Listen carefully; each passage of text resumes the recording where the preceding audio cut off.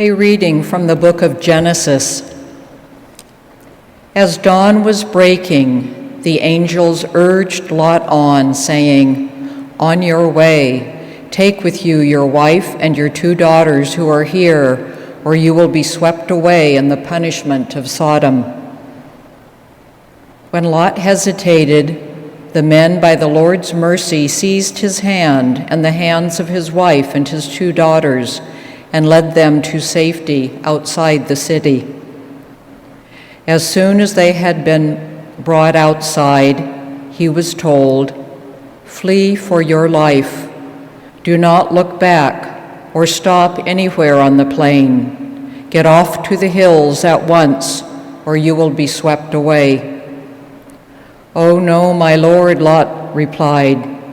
"You have already thought enough of your servant to do me the great kindness of intervening to save my life. But I cannot flee to the hills to keep the disaster from overtaking me, and so I shall die. Look, this town ahead is near enough to escape to. It is only a small place. Let me flee there. It is a small place, is it not, that my life may be saved?" "Well then," he replied, "I will grant you the favor you now ask. I will not overthrow the town you speak of. Hurry, escape there. I cannot do anything until you arrive there." That is why the town is called Zoar. The sun was just rising over the earth as Lot arrived in Zoar. At the same time, the Lord rained down sulfurous fire upon Sodom and Gomorrah from the Lord out of heaven. He overthrew those cities and the whole plain, together with the inhabitants of the cities and the produce of the soil. But Lot's wife looked back, and she was turned into a pillar of salt. Early the next morning, Abraham went to the place where he had stood in the Lord's presence. As he looked down toward Sodom and Gomorrah and the whole region of the plain, he saw dense smoke over the land, rising like fumes from a furnace. Thus it came to pass, when God destroyed the cities of the plain, he was mindful of Abraham by sending Lot away from the upheaval by which God overthrew the cities where Lot had been living. The word of the Lord. O Lord, your mercy is before my eyes.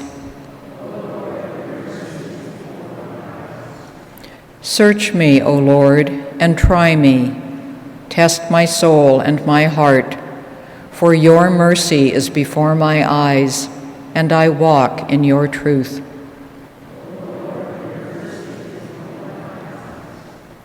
Gather not my soul with those of sinners, nor with men of blood my life. On their hands are crimes, and their right hands are full of bribes.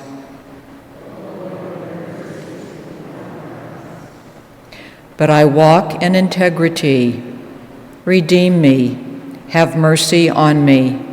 My foot stands on level ground. In the assemblies I will bless the Lord.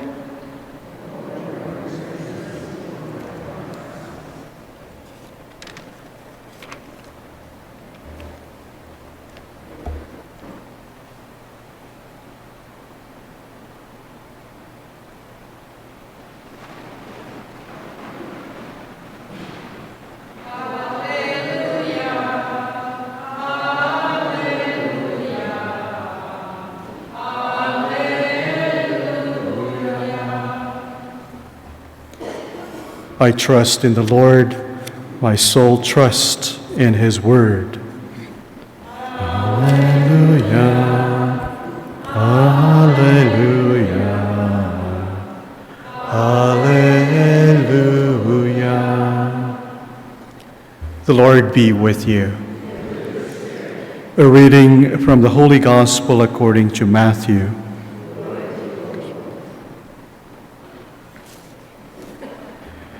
As Jesus got into a boat, his disciples followed him. Suddenly a violent storm came up on the sea, so that the boat was being swamped by waves, but he was asleep.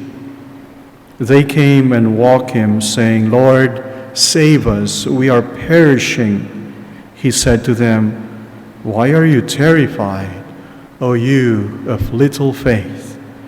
Then he got up, rebuked the winds and the sea, and there was a great calm. The men were amazed and said, "What sort of man is this, whom even the winds and the sea obey?" The Gospel of the Lord.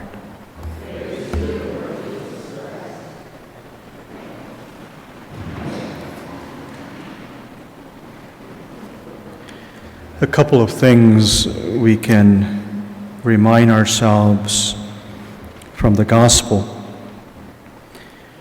In the storms that we experience in this life, when our boat seems to be rocking back and forth, when our boat seems to be tossed by the waves and blown by the wind, when we feel like we're losing our foothold, our control, our balance. And the first thing that we have to remember, Jesus is in the boat with us. And the second thing, with Jesus, there's always the promise of calm. So two things. When we feel that our boat is going from one side to another and we're ready to jump out, we need to remember that Jesus is in the boat with us. And with Jesus, there's always the promise of peace and calm.